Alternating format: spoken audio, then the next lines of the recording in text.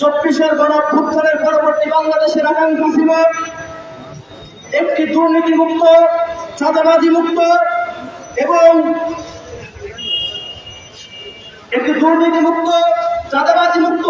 ফ্যাসিবাদ বিরোধী বাংলাদেশ। কিন্তু আমরা লক্ষ্য করেছি 5 আগস্ট পরবর্তী সময়ে 5 আগস্টের আগে যেমন সরকারি কর্মকর্তারা, অফিসাররা দুর্নীতি করত, এখনো আমাদের সামনে দৃশ্যমান। সংগ্রামী উপস্থিতি, এই ফ্যাসিবাদ বিরোধী বাংলাদেশ বিনির্মাণ, দুর্নীতিমুক্ত, চাঁদাবাজি মুক্ত বাংলাদেশ বিনির্মাণের জন্য আমাদের 2000 ভাই শাহাদত বরণ করেছেন।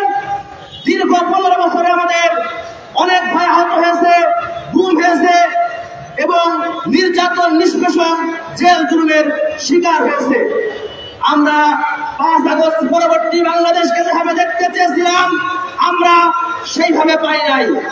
এখনো পর্যন্ত কতিপয় সরকারি অফিসার, সেই আওয়ামী দোসররা এখনো বিভিন্ন জায়গায় বসে সরকারি দপ্তরে অনিয়ম, দুর্নীতি এবং বিভিন্ন রকম অপকর্ম চালিয়ে যাচ্ছে।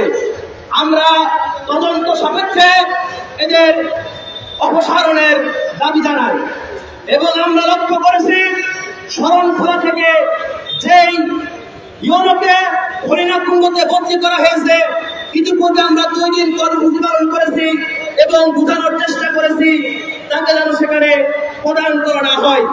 দুর্ভাগ্যজনক আমরা দেখতে পাচ্ছি এবং শুনতে পাচ্ছি আমাদের কথা তারা না শুনে অফিসারকে বসানোর জন্য পায়তারা করতেছে এবং বিভিন্ন মহল থেকে তদবির করতেছে।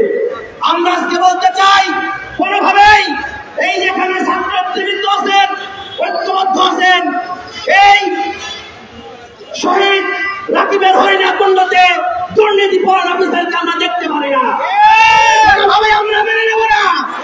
যদি হরিণাকুণ্ড অফিস ঘেরাও করা লাগে, যদি ডিসি অফিস ঘেরাও করা লাগে, তবু এই অনর আমরা বসতে দিব না। এবং আমরা আজকে আরো স্পষ্ট করে বলতে চাই, 5 আগস্ট পরবর্তী সময় বিভিন্ন সময় গ্রামীণ উন্নয়ন অবকাঠামোর জন্য যে ইয়ার দাবিখার চাউল গম বন্টন করা হয়, এইটা নিয়ে দুর্নীতি, অনিয়ম চলেছে। 5 আগস্ট পরবর্তী বাংলাদেশে আমরা প্রত্যাশা করেছিলাম হয়তো এবার গ্রামীণ অবকাঠামো উন্নয়ন হবে, পাশাপাশি বিভিন্ন সময় এইটার যেই টিয়ার আছে, যেই রিলিফ আছে, এটা সুন্দরভাবে জনগণের কল্যাণে যারা প্রাপ্য তাদেরকে বুঝিয়ে দেওয়া হবে। কিন্তু দুর্ভাগ্যবশত আমরা দেখেছি যে ইউনিয়ন পরিষদের চেয়ারম্যান এবং এই যে বিভিন্ন উপজেলার বিআই অফিসার আছে এবং এর দোসরেরা এই অর্থ ভাগাভাগি করে লুটপাট করে খেয়েছে। এবং ধিক্কার জানাই।